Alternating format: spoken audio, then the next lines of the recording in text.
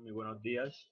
Hoy vamos a hablar sobre lo que es la unidad 3, aplicación y diseño de procesos, acerca de la materia de modelos de conocimientos, presentada por Jonathan Morales, Juan Sebastián Pagote, Luis Fernando Chamorro y quien les habla Jason Cardoso. Hoy vamos a hablar sobre lo que es el punto A, modelado de procesos. El primer tema es WinLanes, son los que se utilizan para ayudar y a dividir y organizar actividades en un diagrama. Hay dos tipos principales que son los pools, que son los que actúan como contenedores para un proceso, y los carriles, que son utilizados a menudo para representar roles de negocios. Ya como los pools son los que se representan participantes en un diagrama de procesos de negocios interactivos o colaborativos, son representados como una caja rectangular que actúa como contenedor para los objetos de flujo de proceso de un participante.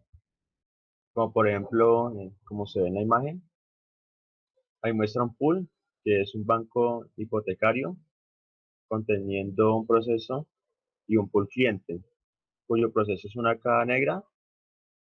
Lo que se refiere al banco hipotecario, no tienen conocimiento de los procesos de sus clientes. Cuando el pool es una caja negra, la forma del pool puede ser redimensionada y posicionada en una forma que sea conveniente para el modelo. En fin, ya los carriles son como las subparticiones para los objetos dentro de un pool. Esas particiones son como utilizadas para agrupar elementos del proceso, como podemos observar en la imagen. Son los que se llaman como los roles, las responsabilidades de llevar a cabo esas actividades, como preparar, aprobar solicitud y enviar al probador. Ya los carriles son como, se representan a menudo entre los roles de la organización, por ejemplo, el manager, el administrador, el asociado, en fin. Y hay que tener en cuenta algunos puntos para así llevar a cabo pues los carriles, que se pueden representar a cualquier agrupación lógica. Los flujos de secuencia pueden cruzar los límites de un carril. Los carriles pueden estar anidados. En fin, ya como las tareas se detallan como el proceso, las que no se descomponen aún. En teoría, una tarea siempre puede dividirse en un mayor nivel de detalle, sin embargo, los efectos del modelo no se definen como mayor detalle. Ya como las actividades son como compuestas, en el sentido de que se pueden expandir para ver otro nivel inferior del proceso. Y ya como tal, pues la actividad atómica se conoce como tarea y puede ser visto como la figura, como se puede observar. Y hay 7 tipos de tareas especializadas, que es el simple, que es como una tarea genérica o indefinida. El manual es como no automatizada, que es un intérprete humano dentro de un control.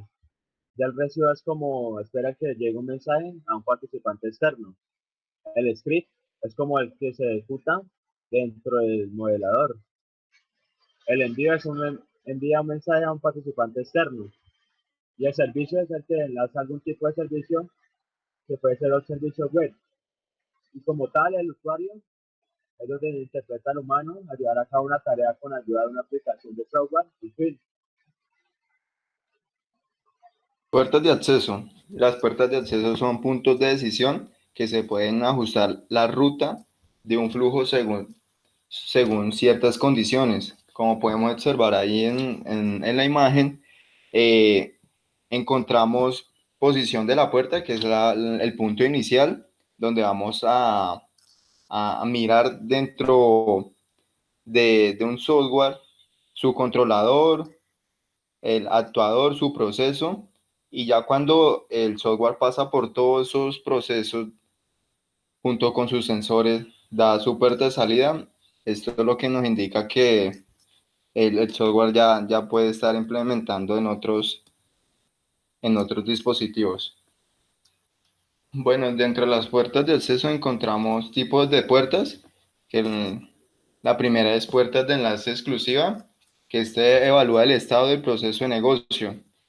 Esto nos ayuda que al momento de tener una idea de negocio o una idea dentro de la compañía, podemos realizar un diagrama de flujo mucho más eficiente y plasmarlo en este tipo de puerta. Como vemos en el ejemplo de enlace exclusiva, una puerta de enlace exclusiva requiere que se evalúe el modo de transporte. En este caso se emplea el evento de iniciar de enviar, pues mirando o traduciendo ese pequeño texto es como enviar a la vieja iglesia del norte, que ese es el evento, y nos indica este diagrama que si van a viajar por tierra o por mar, incluyendo el evento de enlace exclusiva. En la puerta de enlace basada en eventos, esta evalúa el evento que ha ocurrido y que se está cumpliendo al momento que se va a involucrar una ruta de flujo. Como podemos ver en el ejemplo, en el primer en evento que es esperar, se emplea la puerta de enlace basada, por lo tanto se utiliza un evento intermedio de regla y dentro de ese evento hace la transición, dice que abrir juego, y abajo que es del evento de temporizador de intermedio, que es donde ir a casa, y se cierra con este evento.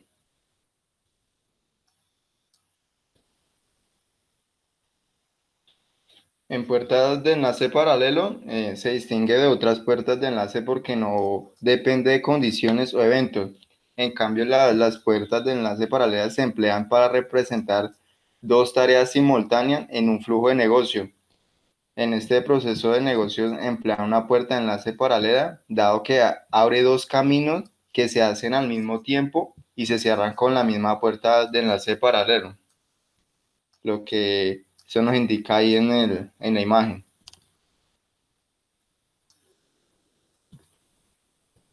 La siguiente puerta, que es puerta de enlace paralela basado en eventos, se abre en enlace paralelo con dos eventos para hacer de envío. Esto nos ayuda al momento de hacer un diagrama, como por ejemplo vemos ahí como de enviar y pagar al mismo tiempo, que como vemos ahí utilizamos el enlace basado en eventos, después utilizamos el evento de envío y el evento de compensación, donde se hace la venta y pago de un producto al mismo tiempo.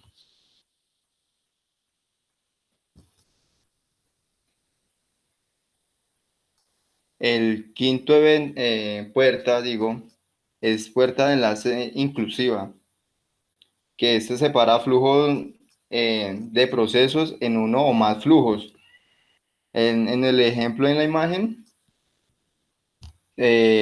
muestra la puerta de enlace inclusiva que se activa diferentes procesos según la forma en que reacciona el evento a una encuesta como de producto. Si el cliente está satisfecho, va en la parte A y se lo agrega a la lista electrónico del producto A. Si el cliente está satisfecho, va en la parte B y se agrega el correo del producto B. Si el cliente no está satisfecho con la A, se envía un cupón como se ve en la parte de abajo de no satisfacer como al cliente. Y ya en la puerta de enlace compleja es un caso ideal para una puerta de enlace compleja si se da cuando si necesitas puertas de enlaces múltiples para describir un flujo de negocio. Ya vemos en transiciones que una transición se representa con una flecha continua que se une de dos estados y que se dirige al estado que cambia el componente. Junto a ella se coloca una etiqueta que se debe contener al menos el nombre del evento que provoca la transición. La transición son los tipos, no son los tipos, sino son las flechas para unir uno o más eventos. Como miramos ahí en la imagen, utilizamos una transición, obviamente con su estado inicial, para activar un cajero y siguiendo las transiciones se desactiva el cajero y termina con un enlace, con un evento fin. En estados, un estado se representa como un rectángulo con las esquinas redondeadas. El nombre de estado se coloca dentro del rectángulo y se debe ser único en el diagrama, ya que se caracterizan en un momento dado. Esto depende a que los estados deben ser diferentes y con claridad para que si el diagrama de flujo no tenga inconvenientes y la idea no tenga más inconvenientes al momento de generar el diagrama.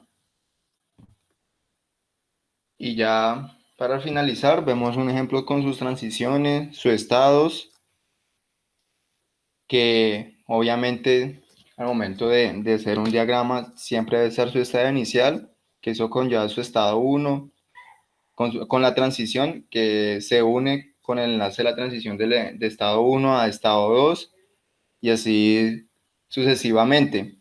Ya al momento que el estado ya haya completado su ciclo, se utiliza su estado final para indicar que ya la tarea ha sido completada. Ya como el evento de inicio, se puede observar como se inicia un proceso cuando se recibe una señal. Los señales no tienen como un objetivo, un destinatario específico. Y por último, los eventos de captura de señal que son aptos como para escuchar. Ya como podemos observar en la imagen, la detección de esa señal se dispara en el inicio del proceso, desde que empieza hasta que finaliza. Ahí están los eventos de inicio, que son los iconos, el inicio, el temporizador, el mensaje, la regla, la señal, el múltiple y el paralelo. En fin, ya como los eventos intermedios son los que se lanzan una señal y continúan el flujo del proceso. Y ya como la señal puede ser escuchada por varios procesos, eso ya sería como el emisor. Y la recepción sería como espera esa señal para continuar con el flujo de ese proceso. Y el proceso se detiene hasta que se detecta una señal. Y esos son los iconos del evento intermedio, que son el genérico, el mensaje, el enlace y la señal. Como podemos observar en la imagen, el expositor de IBM y el estudiante. Ya como el evento de fin, es un evento que marca como en un proceso o más específicamente un camino dentro de un proceso. Finaliza un evento de fin es un pequeño círculo abierto con una única línea gruesa marcando su límite, como podemos observar en la imagen. Y esos son los iconos del evento de fin. El fin genérico, el mensaje, la señal y el fin terminal. Ya como sus procesos en BPMN, su proceso representa como sus múltiples actividades que se operan juntos como parte de un proceso padre. Ya el segundo como un subproceso puede ser como representado de forma colapsada o expandida, como podemos observar en la imagen, en la figura. Ya como el subproceso colapsado no son visibles en el diagrama, los que se hace muy fácil de entender en el proceso de negocio, su forma gráfica es igual de una tarea, un rectángulo redondeado que tiene un signo más en la parte inferior central. Como podemos observar pues en la representación gráfica es un proceso colapsado, que es completar documentos. Y ya como habitualmente los subprocesos se utilizan para descomponer un diagrama y para escribir actividades repetidas. Ya lo que son las anotaciones de textos son los que proveen al modelador la posibilidad de añadir más notas, información descriptiva sobre ese proceso, sobre sus elementos. Pueden conectarse con cualquier objeto de diagrama o pueden flotar libremente en cualquier parte de un diagrama. Como podemos observar en la figura, es un ejemplo de anotación de texto. Viene de decoración comercial y preparado para el corredor de seguros. Que quiere decir que viene acompañado de un recuadro abierto que puede aparecer en cualquier lado de texto. En fin. Bueno, sigamos con el siguiente tema, que es datos. es una variable? Una variable es una característica, un número o cantidad con el paso del tiempo disminuye o aumenta. Tiene diferentes valores, toma diferentes valores que son diferentes. Para ello existen dos tipos de variables, una que es la variable independiente y la dependiente. ¿Qué consiste cada una de ellas? Básicamente la variable independiente es la que puede tomar valores diferentes y causar cambios en otras variables. La variable dependiente toma valores diferentes solo en una respuesta o en una variable independiente.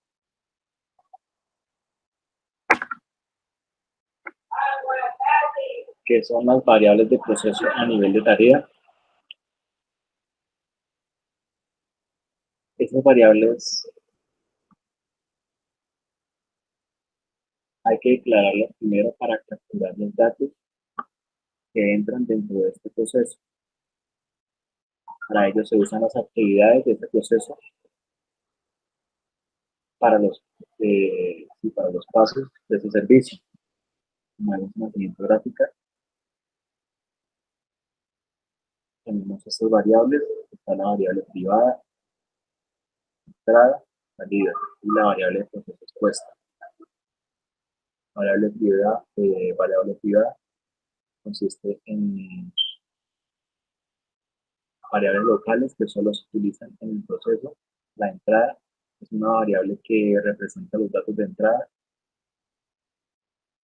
pasados al proceso o al servicio actual. La variable salida representa los datos de salida del proceso o del servicio actual. Y la variable de proceso expuesta puede crear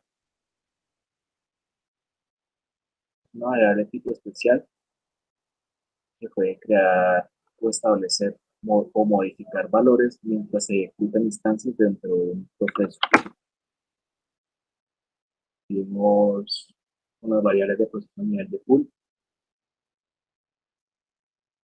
Dos razones para el uso de las piscinas. Es guardar la memoria y un método adicional de separación. Y una restricción o variable generalmente pertenece al conjunto de restricciones activas o variables de varios subproblemas que aún deben procesarse. Para ello tenemos la siguiente imagen que podemos visualizar ahí.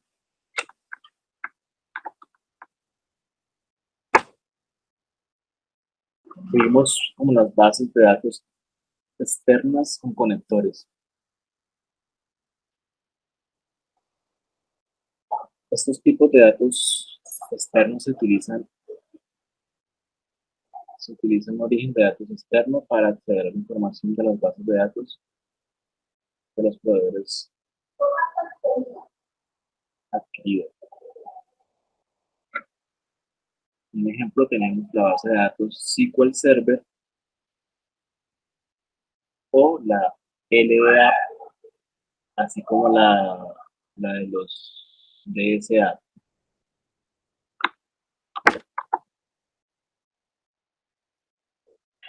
Seguimos con los tipos de datos personalizados. El conector es ejecutar y optimizar las operaciones de producción y aspectos de distribución en la producción de bienes o servicios. Este conector permite configurar las operaciones que se realizan mediante las llamadas PAPITs, las cuales son funciones estándar. Bueno, ahora hablaremos acerca de las interfaces de usuario.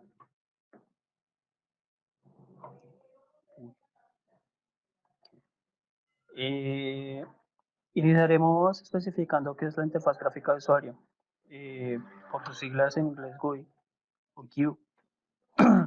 Es un esquema que se utiliza para representar de forma gráfica el contenido de un sistema en un computador o un dispositivo electrónico. Básicamente, esta interfaz gráfica de usuario consiste en representar a través de ventanas o iconos o componentes gráficos, generalmente geométricos, en donde se aplican ciertas técnicas de color o de representación ya como tal geométrica, para que cada elemento de un computador pueda ser visualizado por el usuario y a su vez este permita ser interactuado. ¿Y cómo es interactuado? A través de ventanas, de iconos, el ratón o el mouse de nuestro computador y el dispositivo apuntador, que sería el cursor.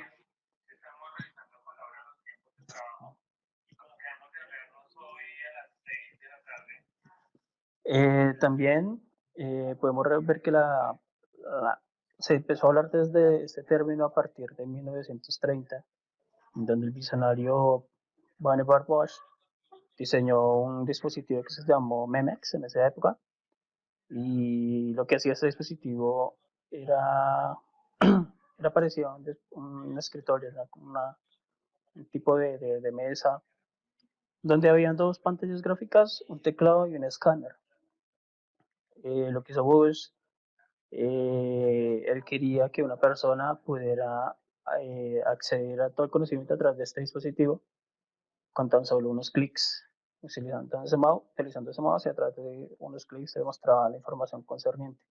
Ya más adelante el señor Douglas Engelbart, que trabajaba para la NACA, que era el antecesor de la NASA, lo que conocemos hoy día como NASA, tomó las ideas de Bosch desde esa época, y lo que él trató de imaginar es que en el futuro el sistema ofrecerá un esquema de display o pantalla pública para que a través de rayos se pueden representar visualmente estos componentes en los dispositivos.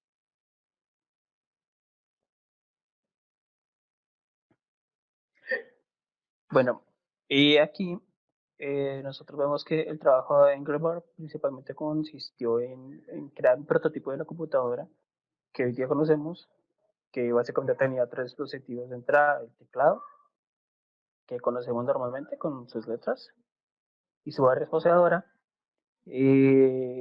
un tecladito especial que consistía en 5 letras. Estas 5 letras, eh, 5 letras, no, 5 teclas, y estas teclas lo que hacían era ejecutar funciones ya específicas de esos sistemas en ese entonces, y un rectángulo con 3 botones que iba con un cable y se conectaba a la computadora. Esto fue lo que lo podemos decir, es el precursor de lo que hoy día es el mouse. Entonces, y eso fue lo que ocasionó o proporcionó la computación moderna como la conocemos hoy día. El mouse lo que hacía era interactuar a través de este cursor, y podía a través de estos botoncitos, algunos de esos 3 botoncitos, interactuar se oprimían, y lo que hacían era interactuar y ejecutar funciones que se reflejaban en ese prototipo, en ese monitor que él había desarrollado.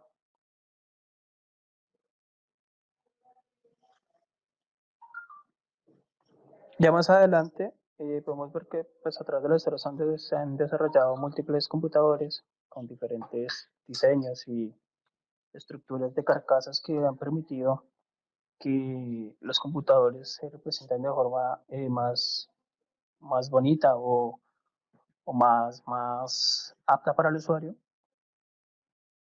Y acá, dentro de estos avances, se pudieron ya desarrollar otros dispositivos como las impresoras láser, el cable Ethernet y la interfaz gráfica. Estos 3 elementos se fusionaron entre sí para proporcionar al usuario y un entorno rico en gráficos.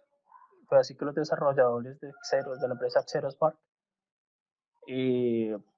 se les propuso como meta pues plantear una idea, una forma, una manera de que los usuarios pudieran interactuar con sus proyectos que desarrollaban.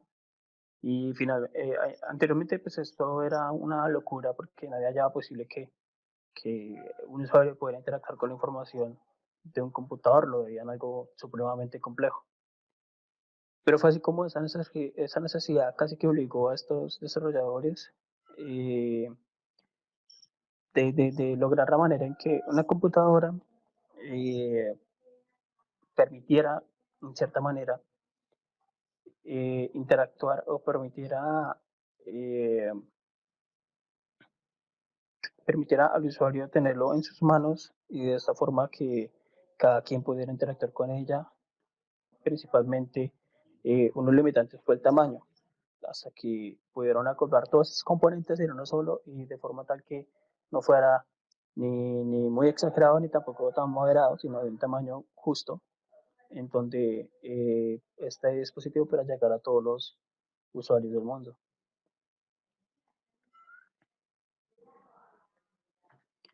Ya más adelante, después de toda esta época del siglo XXI, la tecnología avanzó en pasos abismales en donde ya se crearon diferentes dispositivos en donde cada dispositivo era mejor que el otro. Después nacieron los portátiles. Ya para el 2009, en el 2009 se planteó una idea en donde querían hacer que el monitor fuera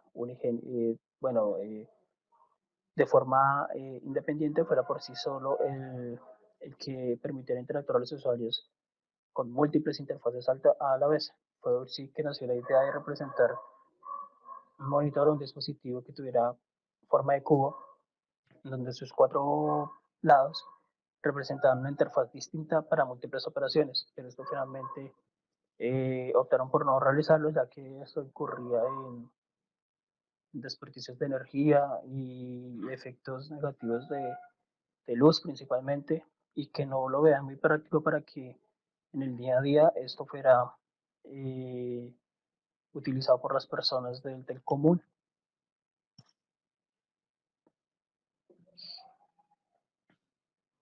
De igual manera, las interfaces fueron modificándose, fueron replanteándose una tras otra hasta que lograron idear un sistema de rejillas. Entonces, este sistema de rejillas prácticamente es un esquema de 12 columnas que se establecen en la pantalla del dispositivo, y en donde estas rejillas, al ser 12, siempre van a ocupar cierto espacio en la pantalla, y esto le da cierta orientación a los desarrolladores o a los diseñadores para que introduzcan sus componentes según como ellos lo requieran y lo necesiten en cada una de estas rejillas. Esto es parecido a lo que los artistas usan cuando están pintando, haciendo sus obras, pintando sus obras, donde ellos básicamente en su hoja hacer un esquema de cuadros, de tantas columnas y tantas filas, en donde cada uno de ellos me ubica un punto de referencia donde yo empiezo a dibujar o empiezo a plasmar el contenido que necesite.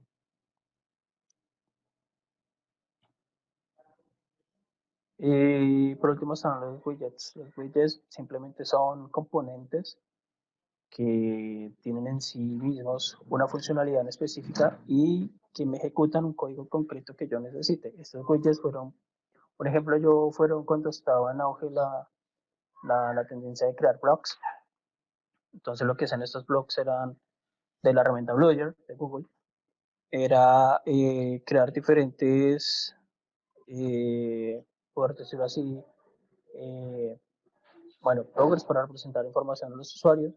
Y lo que hacía uno era asociar o adicionar widgets para enriquecer esta interfaz. Un ejemplo de ellos era cuando podíamos adicionar el calendario para mirar la fecha o los días en que ocurrieran eventos en el almanaque. Ese era un ejemplo típico de un widget que se podía incorporar. O también hoy día vemos como en nuestros teléfonos, pues estamos en la pantalla de inicio, aparece una subopción que dice widgets, y básicamente es esto, que de forma gráfica pueda yo ver una funcionalidad interna del celular para yo utilizarlo de acuerdo a lo que necesite en el momento.